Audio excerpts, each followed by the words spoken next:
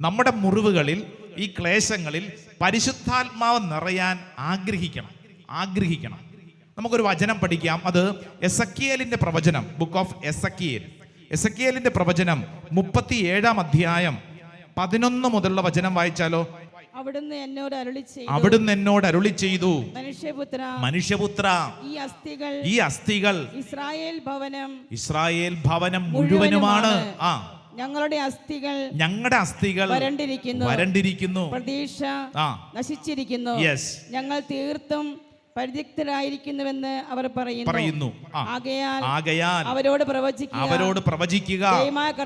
ദൈവമായ കർത്താവ് അരുളി ചെയ്യുന്നു, എന്റെ ജനമേ, ഞാൻ കല്ലറകൾ തുറന്ന് നിങ്ങളെ ഉയർത്തും. ഇസ്രായേൽ ദേശത്തേക്ക് ഞാൻ നിങ്ങളെ തിരികെ കൊണ്ടുവരും. 13 വചനം വായിച്ചോ. എന്റെ ജനമേ, കല്ലറകൾ തുറന്ന് നിങ്ങളെ ഞാൻ ഉയർത്തുമ്പോൾ ഞാനാണ് കർത്താവെന്ന് നിങ്ങൾ അറിയും. അടുത്ത വചനം കൊണ്ട് പഠിച്ചോ.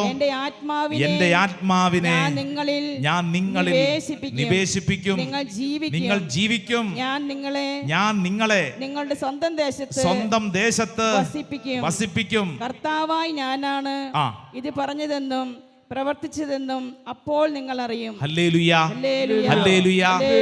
എന്റെ പ്രിയപ്പെട്ട ദൈവജനമേ, എസക്കിയേലിന്റെ പ്രവചനം 37-ാം അധ്യായം നമുക്കറിയാം. എന്താണ് ആ അധ്യായത്തിന്റെ പ്രത്യേകത? അതിന്റെ ഹെഡിങ് എന്താ എഴുതിയിരിക്കുന്നത്?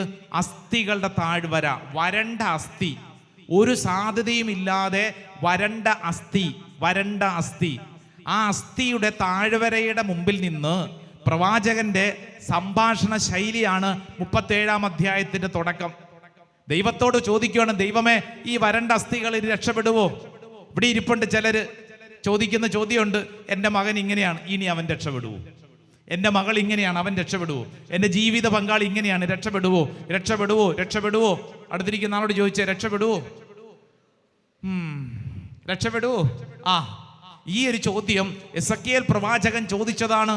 ആ എസക്കിയേൽ പ്രവാചകനോട് ദൈവം പറഞ്ഞു കൊടുത്തു, മനുഷ്യപുത്ര, നീ ഇങ്ങനെ ചെയ്യണം എന്ന് പറഞ്ഞാൽ കൃത്യമായിട്ട് പറഞ്ഞു കൊടുത്ത്, ദേ ഈ വരണ്ട അസ്ഥികൾ ജീവൻ പ്രാപിക്കുന്ന ദൈവത്തിന്റെ ശ്വാസം, ദൈവത്തിന്റെ ജീവശ്വാസം എന്ന് പറഞ്ഞാൽ പരിശുദ്ധാത്മാവിന്റെ ശക്തി കടന്നു ചെല്ലുമ്പോൾ വരണ്ട അസ്ഥികൾ ജീവൻ പ്രാപിക്കും. Hallelujah, hallelujah, hallelujah, hallelujah.